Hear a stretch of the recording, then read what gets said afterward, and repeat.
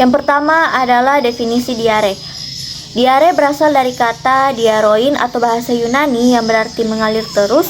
Diare merupakan keadaan buang air besar dalam keadaan abnormal dan lebih cair dari biasanya, dan dalam jumlah 3 kali atau lebih dalam periode 24 jam.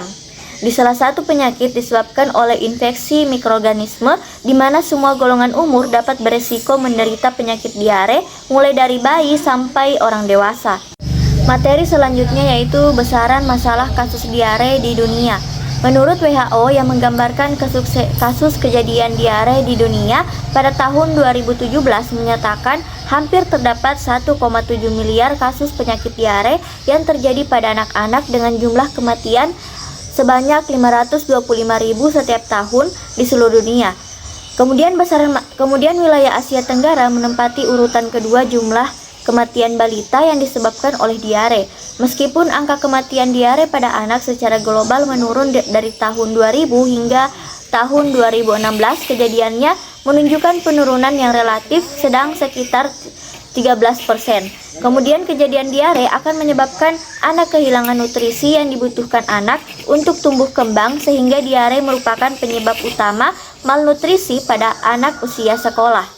Data terakhir WHO pada tahun 2024 terdapat sekitar 1,7 miliar kasus penyakit diare pada anak di seluruh dunia yang mengakibatkan anak di bawah usia 5 tahun mengalami kematian sebanyak 443.832 anak setiap tahunnya, serta tambahan sebanyak 50.851 anak usia 9 tahun menurut WHO tahun 2024. Menurut Departemen Kesehatan Republik Indonesia, terdapat faktor yang secara langsung maupun tidak langsung berkontribusi terhadap kejadian dan terjadinya wabah diare. Terdiri dari faktor patogen, inang, dan lingkungan. Faktor pejamu yang dapat menyebabkan diare antara lain pemberian ASI eksklusif pada 1000 hari pertama kehidupan, gizi buruk, lemahnya daya tahan tubuh, kurangnya pengetahuan orang tua khususnya ibu, dan kurangnya pengetahuan tentang penyakit diare di dunia. Materi selanjutnya yaitu penyebab, gejala atau tanda, dan cara penularan diare. Yang pertama itu faktor host atau penyebab yang dapat mempengaruhi terjadinya penyakit diare. Salah satunya adalah perilaku higien yang buruk seperti cuci tangan, tidak menggunakan sabun dan air yang mengalir, tangan yang kotor atau terkontaminasi sangat mudah memindahkan bakteri. Kemudian yang kedua faktor agen atau manusia yang dapat menyebabkan terjadinya diare, diantaranya faktor infeksi dalam saluran pencernaan, misalnya terjadi pada saat lahir karena infeksi, malabsorpsi makanan, faktor environment, dan yang terakhir itu lingkungan. Yang dapat menyebabkan terjadinya diare adalah kondisi lingkungan yang kurang bersih atau baik. Kebersihan lingkungan merupakan kondisi lingkungan yang optimum sehingga dapat memberikan pengaruh positif terhadap status kesehatan yang baik. Materi selanjutnya yaitu tujuan program diare. Program penanggulangan diare yang dilaksanakan yaitu tata laksana penderita diare, surveillance epidemiologi, promosi kesehatan, pencegahan diare, pengelolaan logistik, pemantauan dan evaluasi, serta menjalin kerjasama dengan lintas sektoral yaitu dinas kesehatan dan pemerintah setempat untuk mengatasi peningkatan kasus diare.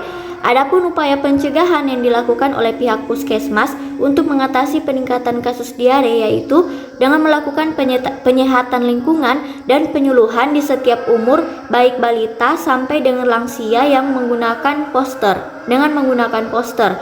Kemudian leaflet, lembar balik penyuluhan, dan memberikan pelatihan kepada kader posyandu. Sedangkan penyehatan lingkungan yang dilakukan oleh petugas Kesling atau kesehatan lingkungan yaitu memeriksa kantin sehat di sekolah, memeriksa air bersih di masyarakat, penyuluhan dengan pengelolaan sampah yang baik, serta mengawasi kepemilikan jamban.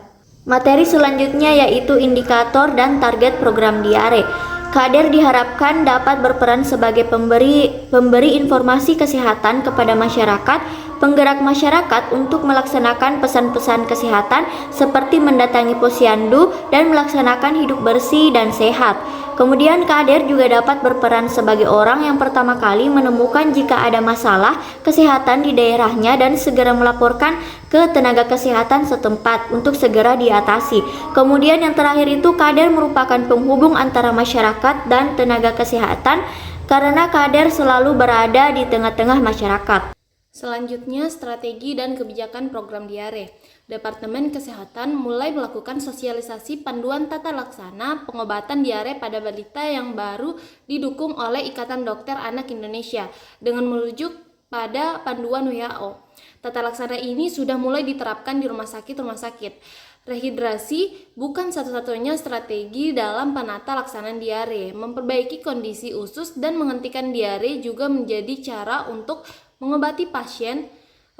Untuk itu, Departemen Kesehatan menetapkan 5 pilar penata laksanaan diare bagi semua kasus diare yang diderita anak balita baik yang dirawat di rumah maupun yang sedang dirawat di rumah sakit.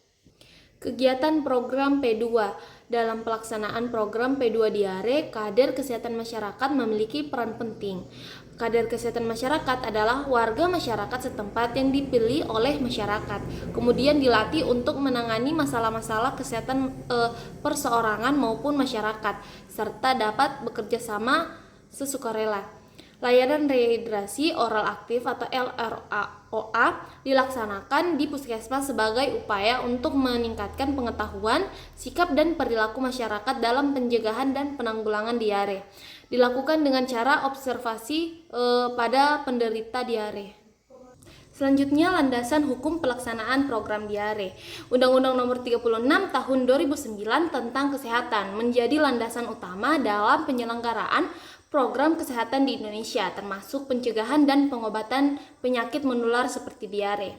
Kemudian ada Undang-Undang Permenkes Nomor 82 Tahun 2014 tentang penyakit menular yang dimana mengatur strategi nasional dalam pencegahan, mendeteksi dini dan pengobatan kasus diare. Mewajibkan penggunaan oralit dan zinc sebagai standar pengobatan diare pada anak. Selanjutnya Undang-Undang Permenkes Nomor 75 Tahun 2019 tentang Puskesmas menetapkan peran puskesmas dalam memberikan pelayanan kesehatan primer termasuk penanganan dan pencegahan diare.